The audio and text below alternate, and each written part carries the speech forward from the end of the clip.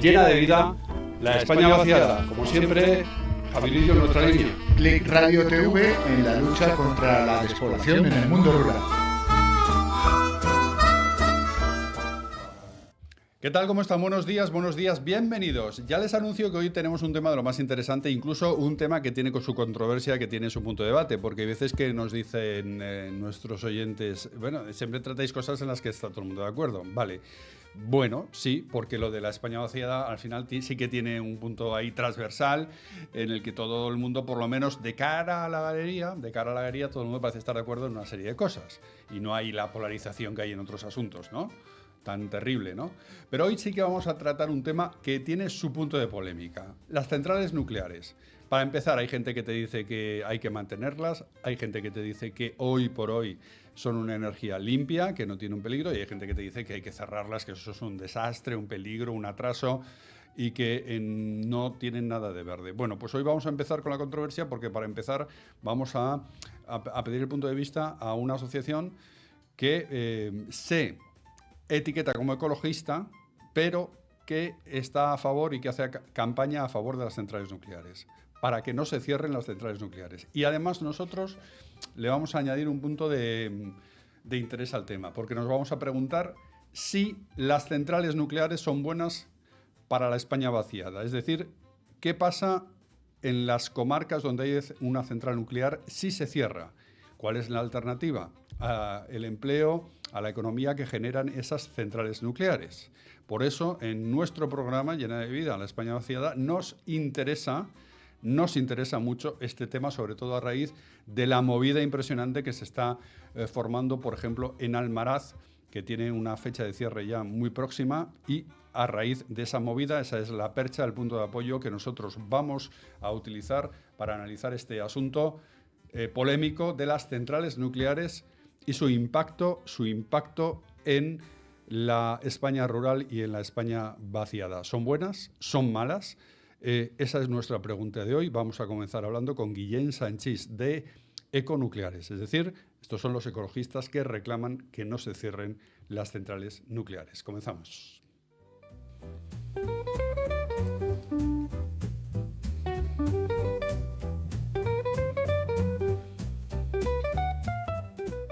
Bueno, y también les tengo que presentar que se estrena hoy con nosotros Nayara Martínez. ¿Qué tal, Nayara? ¿Cómo estás? Bien, ¿y tú? Bien, muy bien. Yo estoy muy bien, Nayara. Yo veo que tú también estás muy bien. Nayara Martínez es de la gran familia Click Radio TV, pero que hoy se sienta con nosotros aquí.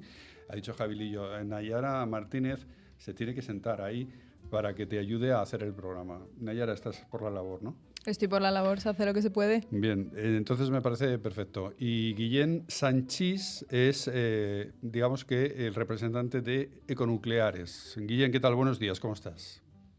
¿Qué tal? Un placer, gracias por invitarme. Muy bien, Guillén. Te oigo, pero bien, yo creo que va un poco en retardo la voz con los labios, porque hablas, pero no mueves los labios, pero se te escucha. Bueno, ahí tiene que pasar algo. Guillén, ¿dónde nos estás hablando, por cierto? Pues desde Gavà, provincia de Barcelona. Bien, estás en Barcelona. Nayara, para empezar, Econucleares. ¿Qué es Econucleares? Econucleares es una asociación ecologista que defiende el papel clave de la energía nuclear en España. Su misión es cambiar la percepción pública y evitar el cierre prematuro de las centrales nucleares, fundamentales para garantizar la seguridad energética y reducir las emisiones contaminantes.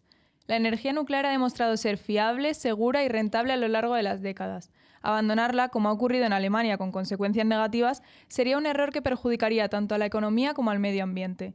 Econucleares busca concienciar a la sociedad y a los responsables políticos de que España no puede permitirse prescindir de esta tecnología si quiere asegurar su futuro energético. Bien, Nayara, esa es la filosofía de Econucleares. Exacto. La filosofía, es lo que ellos tienen en su manifiesto y esa es la intencionalidad que tiene Econucleares. Guillén Sanchís, ¿qué está pasando con las centrales nucleares en España, para empezar? Bueno, el contexto actual es que España tiene 5 centrales nucleares con un total de 7 reactores que actualmente producen el 20% de la electricidad que se produce en España.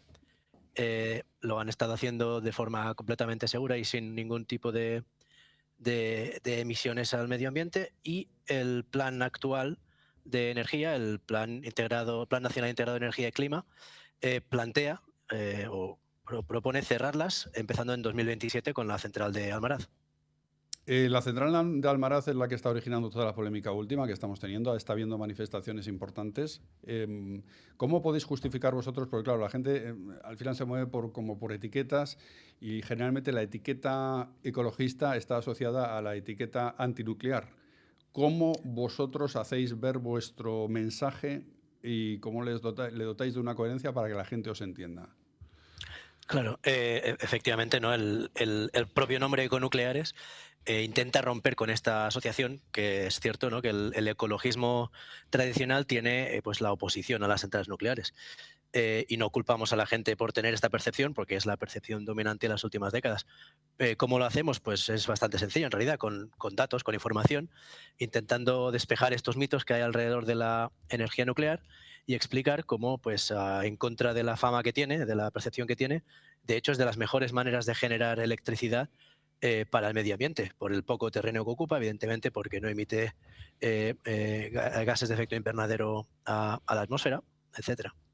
Porque hoy, Guillén, la energía nuclear podemos decir 100% que es una energía limpia y segura, ¿o no? Sin ninguna duda. Es limpia, como ya he dicho hace un segundo, no emite nada al medio ambiente porque no está quemando nada. E incluso si se tiene en cuenta las emisiones que conlleva pues, construirlas, los materiales, etcétera, lo que se llama las emisiones del ciclo de vida, disculpad, Sí. pues son muy bajas, son al mismo nivel que las renovables. Ah, y evidentemente seguras. Las centrales españolas cumplen con todos los estándares internacionales. De hecho, algunas como las de Almaraz precisamente están de las primeras del mundo. Y operan pues, de forma completamente segura. Claro, no podría ser de otra forma. Bien, entonces, por ejemplo, el famoso tema de los residuos nucleares y todo eso, ¿qué tratamiento tiene ahora ese asunto, ¿no? Que era el asunto fetiche, diríamos, de los grupos ecologistas? Es que los residuos son un gran peligro, ¿no? Los residuos que generan este tipo de centrales. ¿Cómo se tratan ahora los residuos nucleares? Actualmente los residuos nucleares, ¿no? El combustible gastado que genera la central se almacena de forma Sí. segura dentro del perímetro de la central. Efectivamente, como dices, ¿no? El tema de los residuos es el gran tema que nos plantean cuando vamos a dar charlas, ¿no? Y es el gran icono que tiene la energía nuclear. Pero nos gusta explicar a la gente pues, que, de hecho, el residuo nuclear, en cuanto a residuo, es de los más fáciles de tratar. Porque la gente, claro, se imagina el barril verde con el barril amarillo, ¿no? Con el líquido fluorescente de Ujú. los Simpson. Y no es así. Les enseñamos fotos de que pues, el combustible gastado, que es un sólido, no es un líquido verde, es Ajá. un sólido cerámico, no se va a ninguna parte, pues se almacena de forma completamente segura dentro de la central, en esas piscinas que igual la gente ha visto, durante unos años, tras lo cual se almacenan en unos barriles de hormigón, en unos contenedores de hormigón, en el perímetro de la central. Y ahí están actualmente a la espera de construir lo que todos los técnicos están de acuerdo que es la solución óptima a largo plazo, que es el almacenamiento geológico profundo, ¿no? El mal llamado cementerio nuclear. Y pues como digo, de forma completamente segura, la prueba es que en varias décadas ya en todo el mundo, cientos de reactores de energía nuclear, los residuos de las centrales, el combustible gastado, no ha causado nunca ningún daño al medio ambiente ni a las personas. Ujú. Guillem, vamos a ir un poco a centrar el tema en el asunto que nos interesa a nosotros en nuestro programa, que es el impacto que puede tener. Por ejemplo, en el caso de Almaraz, que es el caso que nos está ocupando, ¿no? El impacto que puede tener un cierre de una central nuclear en todo el universo rural que está alrededor de la central nuclear. ¿Cómo puede influir esto en la España, digamos, rural, que es la que nos interesa? Ujú. Bueno, un efecto que no es ninguna exageración llamarlo devastador. Mencionabas el caso de Almaraz y la Ujú. manifestación que hubo recientemente, el pasado 18 de enero ahí, con 10.000 personas de la región y de toda España, que son conscientes de que una instalación como esa es lo que ata económicamente a la región, ¿no? A nivel solo de números son 3.000 empleos directos y muchos más indirectos. La riqueza que genera en una región precisamente como Extremadura es irreemplazable. Ujú. Claro, pero entonces cuando un gobierno, digamos que acomete un proyecto de este tipo de cerrar centrales nucleares, tendría que tener un plan alternativo, ¿no? Para sustituir, digamos, la economía, los empleos que genera esa central nuclear en esa zona, ¿no? ¿O no? No que sepamos nosotros. Pasó históricamente, por ejemplo, con el tema del carbón.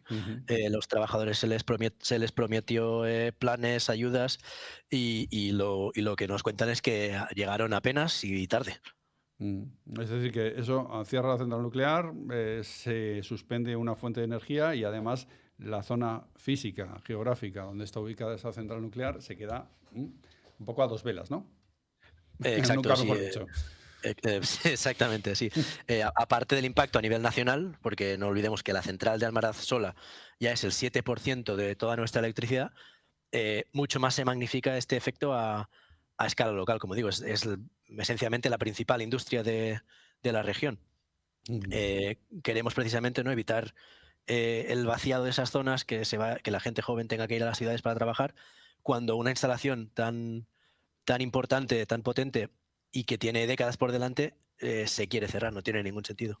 Y en el conjunto de España, Guillén, en este momento, ¿cuántas centrales nucleares hay en España? Hemos hablado de 5 y todas están en proceso de cierre más o menos cercano. ¿O no lo estoy informando bien? Correcto, sí. El plan actual, si no se cambia, si no está dispuesto el gobierno a Sí. cambiarlo, es entre 2027 y 2035 cerrar estas 5 centrales, que, como digo, generan un quinto de nuestra electricidad. Perdona, Guillén, ¿en cuánto tiempo? Pues en 8 años. En 2027 empezaría Almaraz y en 2035 terminaría, si no recuerdo mal, la central nuclear de Trillo, en Guadalajara. La de Trillo. Bueno, en Trillo, por cierto, en una zona, la zona de Guadalajara, en la zona despoblada de Guadalajara, de la zona... De nuevo lo mismo, exacto. es una zona de las más despobladas de España, toda esa zona que está alrededor de Alcarria, Trillo, toda esa zona. Bien, Guillén, claro, cuando esto se hace es porque se tiene un plan energético alternativo, todo basado en energías renovables. Entonces la gente aquí va a decir, bueno, pues entonces si vosotros sois ecologistas, pues qué bien, ¿no?, lo de la energía renovable. ¿O cómo lo contempláis vosotros? Desde luego, lo que necesitamos es nucleares y renovables. Necesitamos mucha más electricidad de entrada para reemplazar la generación fósil que tenemos hoy en día en nuestra red. En el caso de España, relativamente para los países industrializados, tiene una red bastante limpia. Tenemos buenas condiciones de viento, de sol, tenemos bastante hidráulica. Y lo que queremos es nucleares y renovables. Lo que no tiene ningún sentido es instalar renovables para tener que reemplazar esta nuclear que cierras, en vez de estar reemplazando la generación fósil. Pero es que el plan, este PENIEX, si uno se lo mira, los números, esencialmente es ciencia ficción. Propone unos números, una instalación de renovables para reemplazar esta nuclear, que ni de lejos se adapta a la realidad hoy en día y a las posibilidades futuras. Es decir, es una completa ficción.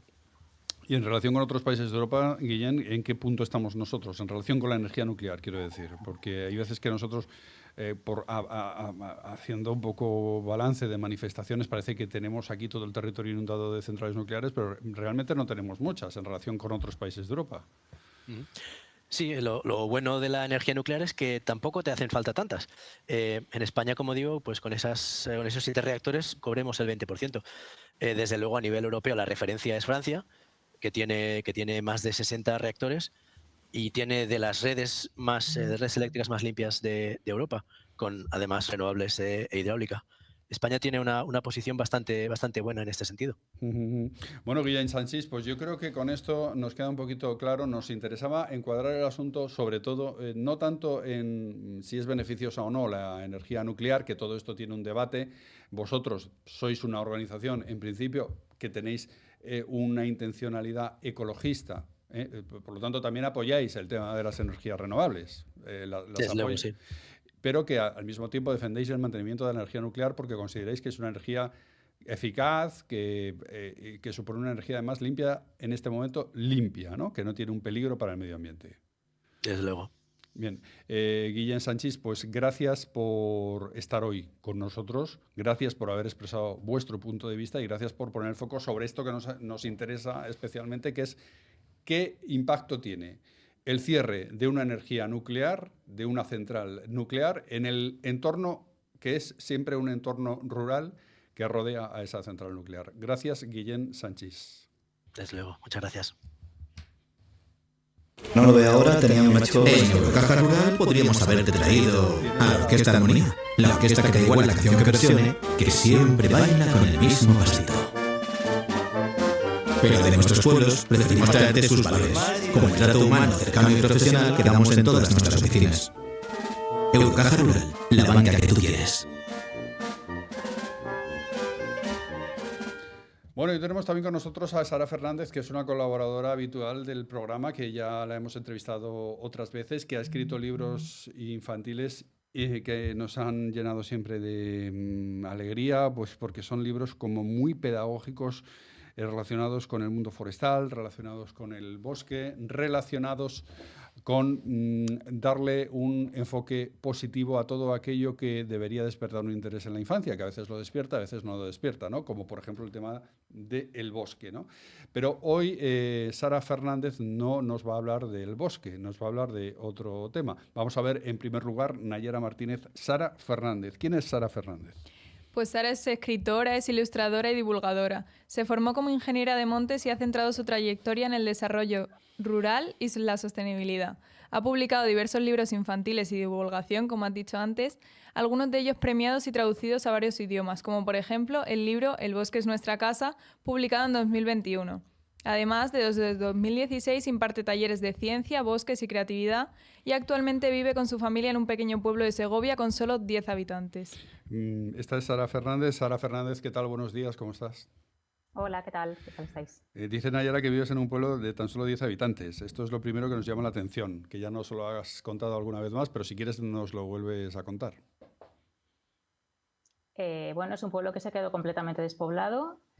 Luego, a principios de los años 2000, empezó a venir empezaron a venir algunas personas y nosotros llevamos aquí pues 13 años, perdón, sí, 13 años ya. ¿Cómo es la vida en un pueblo de 10 habitantes? ¿Cómo es la vida en el día a día? Porque tú, Sara, has vivido en ciudad, creo recordar. Sí.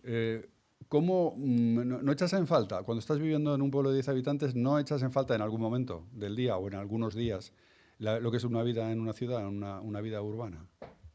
Claro, a ver, vivir en un pueblo no es excluyente, ¿eh? Claro. No, igual que las personas, o sea, las personas de Madrid, por ejemplo, muchísimos fines de semana salen a los pueblos o a la sierra, ¿no? Pues esto sería igual, pero al revés. ¿Tú te puedes ir de fin de semana a Madrid o a Segovia? Claro, de fin de semana a Madrid, a Segovia, a Aranda de Duero, a Burgos, a Soria. Eso es. Que al final estamos a una hora y un poquito de todas esas ciudades. O sea que bueno. Nos gustó mucho, ya te entrevistamos con ese asunto, el tema de El bosque es nuestra casa. A mí me parece un libro infantil estupendo porque es infantil, pero al mismo tiempo es muy eficaz en la forma de plantear el tema del bosque, el mundo forestal, para que los niños piensen qué es lo que nos jugamos, ¿no?, con el bosque y con mantener vivo el bosque. Ese libro, por cierto, tuvo una gran repercusión, Sara. Sí, ese libro se ha publicado en Taiwán, en Corea del Sur, en Italia, en China, en Colombia. Ha tenido varios premios y varias ediciones en España. También se ha traducido al gallego, al catalán, o sea que sí. Bien, y luego tenemos Nayara Martínez, el libro que nos trae hoy Sara Fernández, que es otro y que no tiene nada que ver con el bosque. No tiene nada que ver.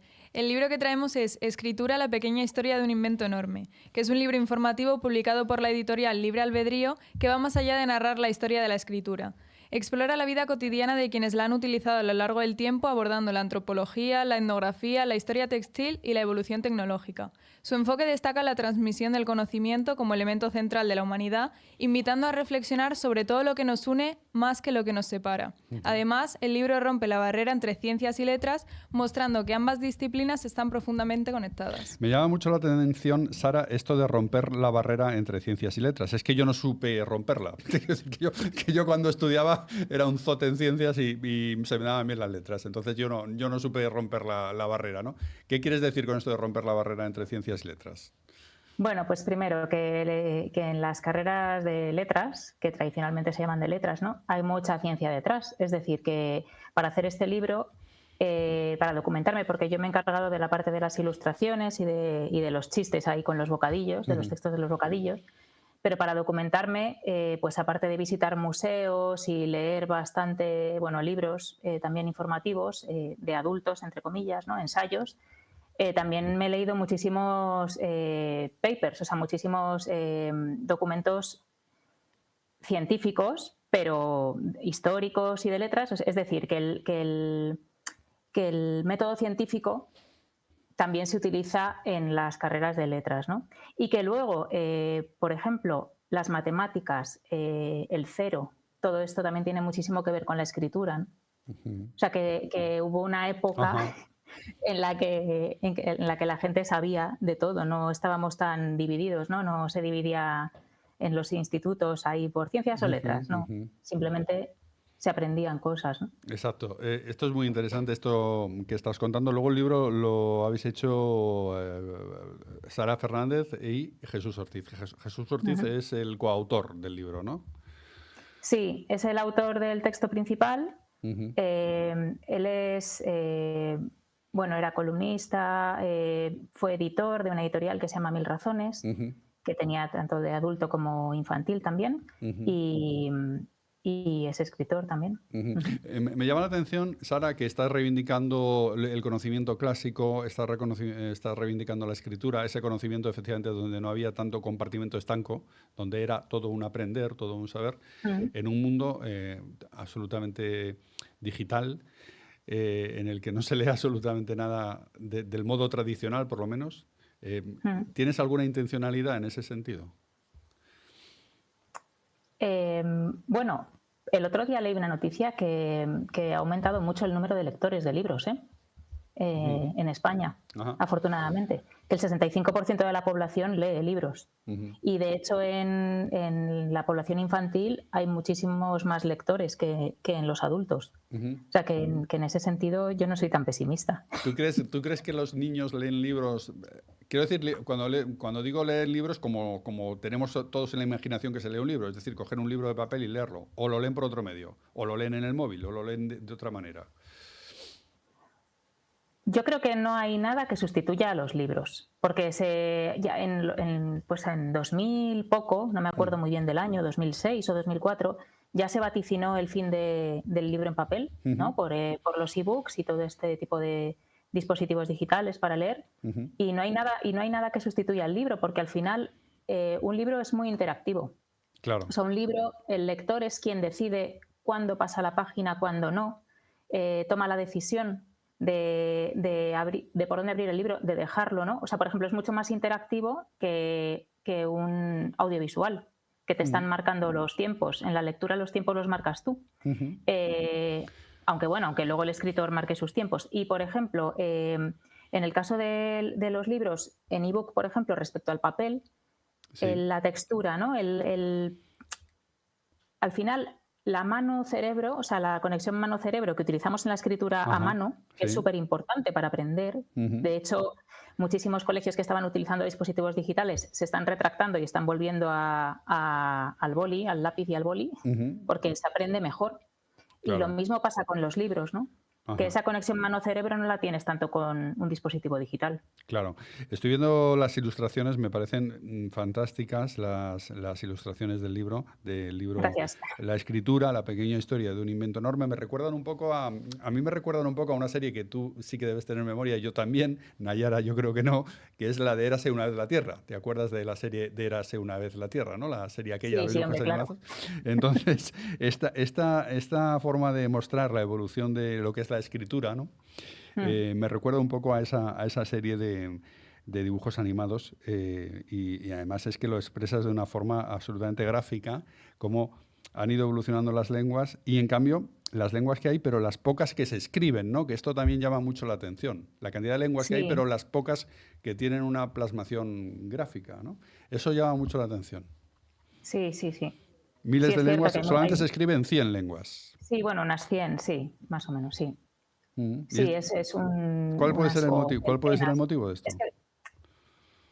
El motivo, pues que no habrán encontrado la necesidad. Claro, o sea que se han quedado... Hay sociedades muy orales, ¿no? Hay culturas muy orales. Se han quedado ahí en una transmisión fase oral, digamos. No han encontrado, no han tenido la necesidad de plasmar con escritura lo que querían expresar.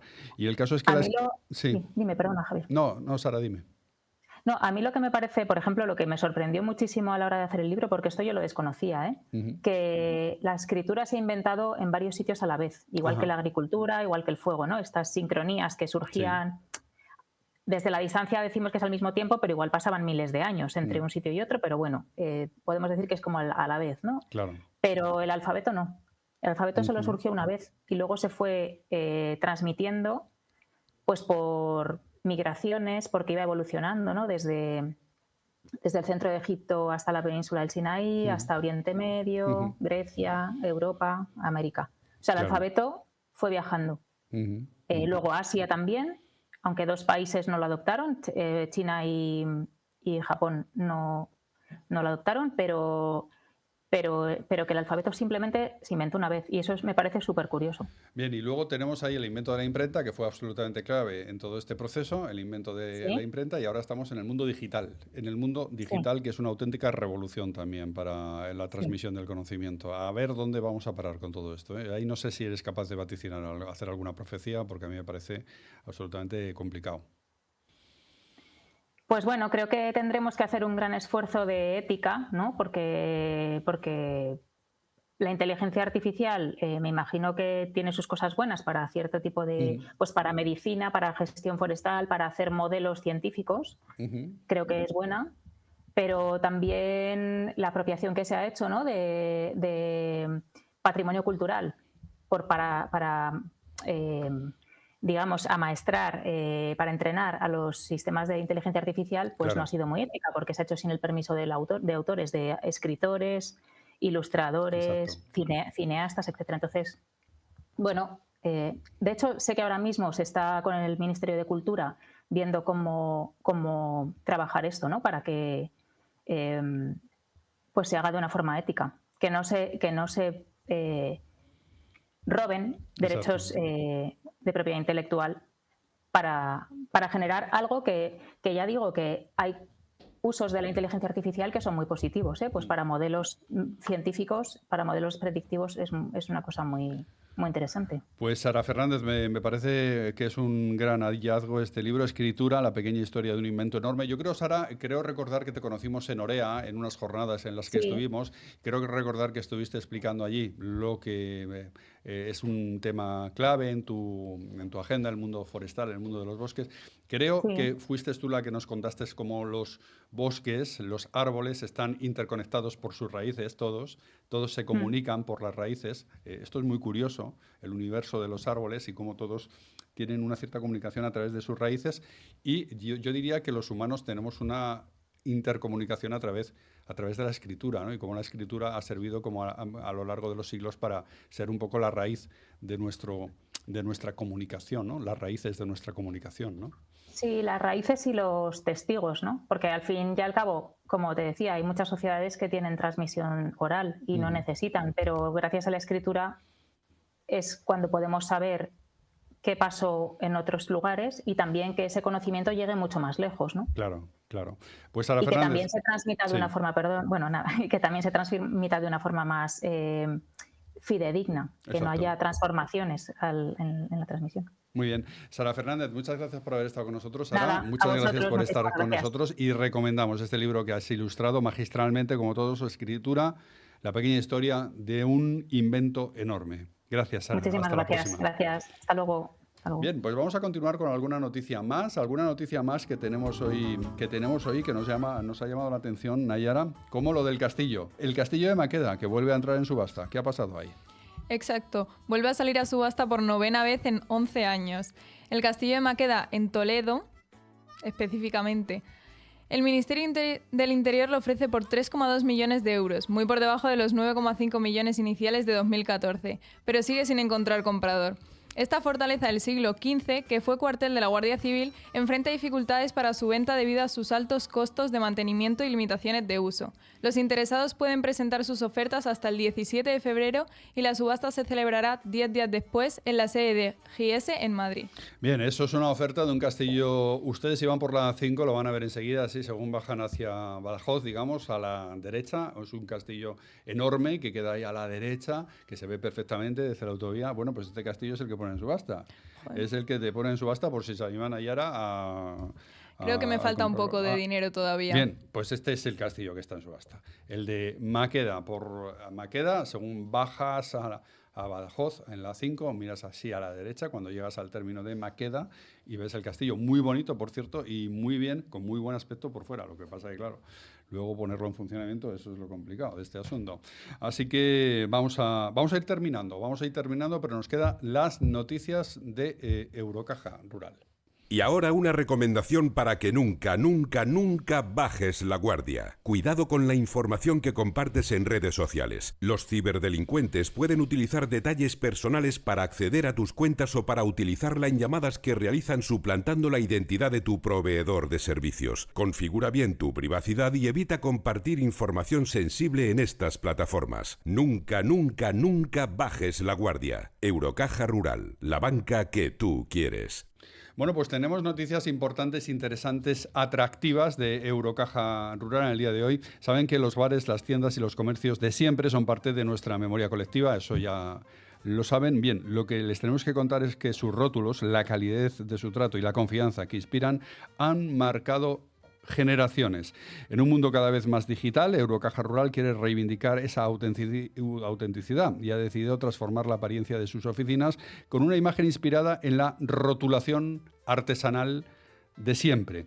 Este nuevo estilo, de vocación vintage, conecta con la filosofía de la entidad, una banca centrada en la cercanía, la atención personalizada y el contacto humano, un guiño a la forma de trabajar de esos negocios de antes que nos han enseñado con el paso del tiempo que el detalle y la dedicación son insustituibles. Iniciativa muy interesante, muy llamativa y muy bonita de Eurocaja Rural, reivindicando los viejos rótulos de los establecimientos. Y también les contamos hoy que Eurocaja Rural ha asistido al acto de investidura del rector de la Universidad de Castilla-La Mancha, José Julián Garde, que ha acogido el Paraninfo Universitario de Envases de Cartón del campus de la antigua fábrica de armas de Toledo y que ha estado presidido por el presidente de Castilla-La Mancha, Emiliano García Paje. El presidente de Eurocaja Rural, Javier López Martín, ha tenido la oportunidad de felicitar al nuevo rector de la Universidad de Castilla-La Mancha y de trasladarle sus mejores deseos y éxitos en este cargo de responsabilidad que asume por segunda vez, así como transmitirle también el apoyo y el compromiso de la entidad financiera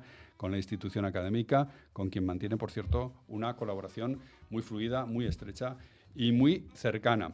Así que, Nayara Martínez, ¿qué tal has estado en este primer día? Yo perfectamente. Bien, ¿lo has pasado bien o no? Me lo he pasado perfectamente. ¿Has aprendido?